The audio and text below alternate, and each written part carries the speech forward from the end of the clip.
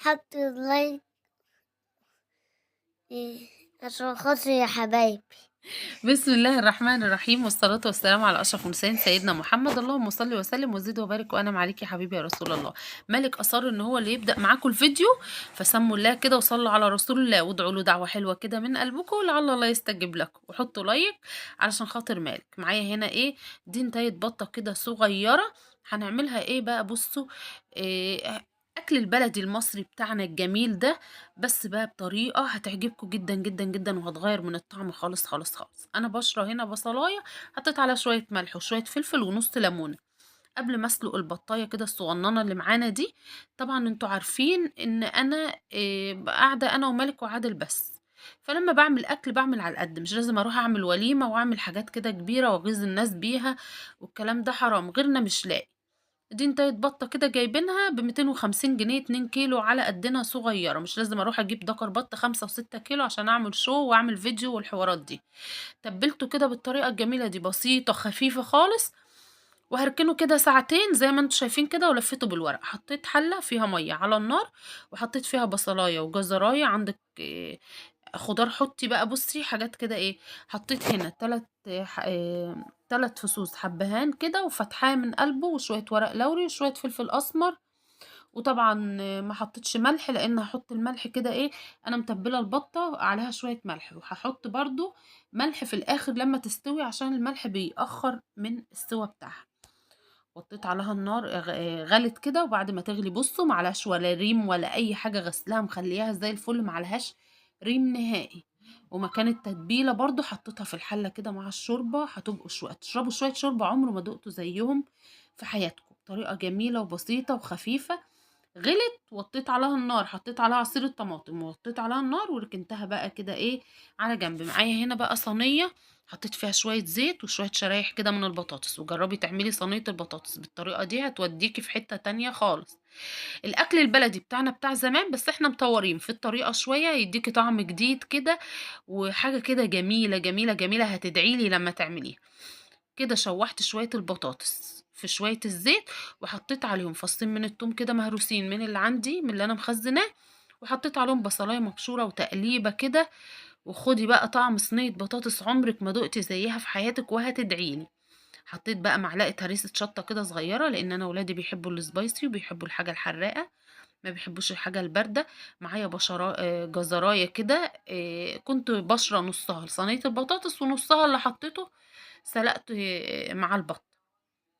شوحت كده كله مع بعضه تقليبة حلوة كده، وشوية ملح وشوية فلفل وشوية بهارات فراخ او بهارات لحمة على حسب انتي ما بتحبي الطعم. انا عن نفسي حطيت بهارات فراخ، بحبها اكتر في صينية البطاطس بتبقى تحفة. وشوية ملح وفلفل. وفي الاخر خالص هعمل ايه، احط معلقة كده من الصلصة عشان اطلع بس المواد الحافظة اللي فيها كانت تتشوح معاهم، واحط عصير الطماطم، وهاسيبها تغلي على نار عالية، وبعد كده هوطي عليها النار واسيبها بقى تاخد وتدي كده مع بعضها لغاية ما تستوي على مهلها خالص. بصوا الجمال والحلاوة والطعم، هتبقى صينية بطاطس ما دقتوش زيها في حياتكم. وما تنسوش يا حبايبي تدعولي كده دعوة حلوة من قلبكم لعل الله يستجيب لكم، وتحطوا لي كومنت كده حلو. يا ريت الكومنت يكون اللهم صل على سيدنا محمد وعلى آل سيدنا محمد، وحياة سيدنا النبي لا تدخلوا تكتبوا كومنت وتصلوا على النبي. تمام. وما تنسوش يا حبايب قلبي تحطوا لي لايك وتشيروا لي الفيديو دهوت، ولو انتوا بتتابعوني عن طريق اليوتيوب تعملوا لي اشتراك وتفعلوا زر الجرس، ولو بتتابعوني عن طريق الفيسبوك تعملوا لي متابعة. بصوا بقى، كان معاه عندي برطمان فيه سمنة بلدي، اخر حتة فيه كده حطيته عشان كان في التلاجة يسيح كده فوق صينية البطاطس. حطيت الاول شوية زيت وحطيت عليه، بعدين لقيت معلقة السمنة مش هتدي ريحة وطعم كده للرز كتير، قلت لا ما بدهاش اطلع البرطمان التاني، مع اني ايه كنت قافلة عليه ومش عايزة اطلع منه ولا حتة من غلوه. المرة دي بقى جبت سمنة من البيضة اللي هي الجاموسي، ما جبتش من الايه البقري. طبعا البطة بتاعتي كانت دخلت خلاص في السوا، حطيت لها الملح بتاعها، حطيت كده نص كيس من الشعرية او تلت كيس، مش يعني حوالي ربع كيلو، وعليه كوبايتين كده من الرز، كوبايتين رز بس يا مامالك. عايزه اقول لكم ان الكوبايتين دولت احنا اكلنا منهم امبارح والنهارده، ولسه فاضل كمان نصهم، لان احنا يعني اكلنا بسيط. وشويه كده ملح عايزة أنتِ بقى تزوّدي حاجة بقى طعم الرز معاكِ زيادة، حُطّي، مش عايزة أنا باحبه كده زي ما هو بطعمه الأساسي بريحة السمنة البلدي بتاعته كده التحفة دي، وحطيت مَيّة مغلية، سَنة أولى مطبخ وسَنة أولى جواز دي طريقة الرز، حُطّي مَيّة مغلية عشان لو خايفة إن هو يعجِّن منِّك، تمام؟ وما لو حاطة مَيّة باردة ما تزوّديش المَيّة، عشان ما يبقاش معجِّن وملزّق في بعضه. طبعًا بتسيبي الرز ياخد غلوة كده على نار عالية ماشي، وبعد كده وهو مش متغطّي، وبعد كده بتغطّيه وتسيبيه ياخد غلوة كمان على نار عالية، وبعد كده بتشيلي الغطا، تاخدي تقليبة وتهدّي عليه النار بقى وتغطّيه وتسيبيه ياخد ويدّي كده مع بعضه لغاية ما يستوي ويبقى زي الفل. دي طريقة عمل الرز الصح السليم. بُصّوا طالع معايا مفلفل أهوّة وزي الفل وما فيش حبّاية لازقة في التانية وتحفة، تحفة، تحفة يستاهل بُقُّكم. وكده بقى هاطلّع البطاية بتاعتي كده أحمّرها تحميرة حلوة وأحُط آكل بقى. طبعًا عادل كان عنده ماتش كورة ما كانش هنا، البطاطس بتاعتي أهي استوت، حطيت آكل أنا ومالك بس، وعايزة أقول لكم والله العظيم إحنا ما كلنا إلا معلقتين بس.